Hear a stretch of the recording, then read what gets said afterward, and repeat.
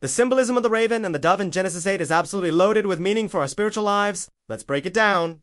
Real talk style. First, Genesis 8, verse 1 says, "And God remembered Noah." That's not just God having a flashback. When God remembers, it means He's actively caring for and keeping those who are united with His Word. If you're in Christ, you're not forgotten. You're right in the center of God's heart. Now, the rain in the flood. That's God's judgment.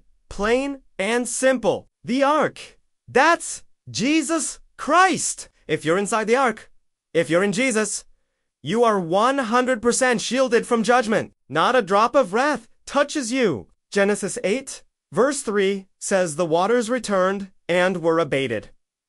That means God didn't just stop the judgment. He completely removed it. It's gone. That's what Jesus did for us. He took away the judgment we deserved. Now, about the raven and the dove. Noah sends out the raven first. Ravens are strong, scavenging birds. They can survive on dead things. They don't need to come back. That's a picture of self-sufficiency. People who think they can make it on their own, living off the world, never returning to God. But the dove is weaker. It can't find rest, and it always comes back to the ark. That's the heart God loves. A heart that knows it can't make it without Him, always returning to Jesus for rest and safety. So, don't be a raven, wandering and relying on yourself. Be a dove, keep coming back to Jesus, because that's where true rest is found. At ang kalapati ay walang natagpo ang pahingahan para sa talampakan ng kanyang paa, at bumalik siya sa kanya sa arko, sapagkat ang tubig ay nasa ibabaw ng buong lupa. Pagkatapos ay iniunat niya ang kanyang kamay, at kinuha siya, at hinila siya sa kanya sa arko. Genesis 8, siyam kay JB. Ang simbolismo ng uwak at kalapate sa Genesis 8 ay napakaraming kahulugan para sa ating espiritual na buhay.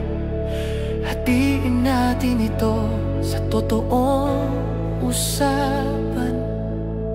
Una, sinasabi sa Genesis 8, isa at naalaala ng Diyos si Noe. Hindi lang iyon pagbabalik tanaw ng Diyos kapag ang Diyos ay nag-alala ng nangangahulugan.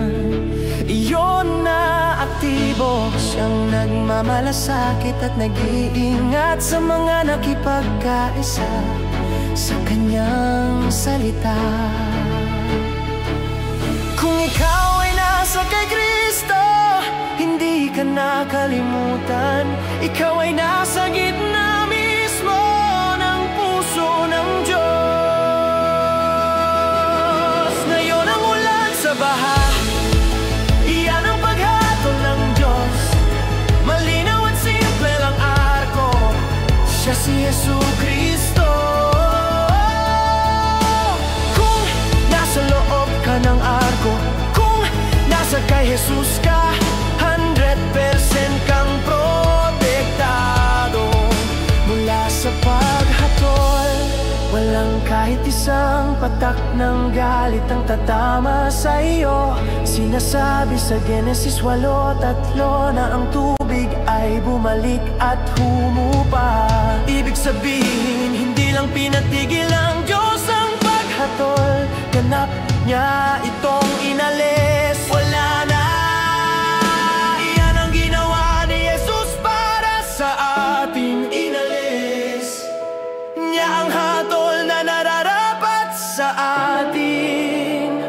Ngayon tungkol sa uwak at kalapati, unang pinadala ni Noe ang uwak.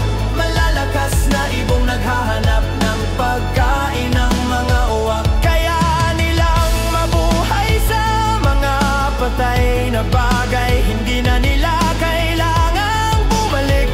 Iyan ay larawan ng pagiging sapat sa sarili. Mga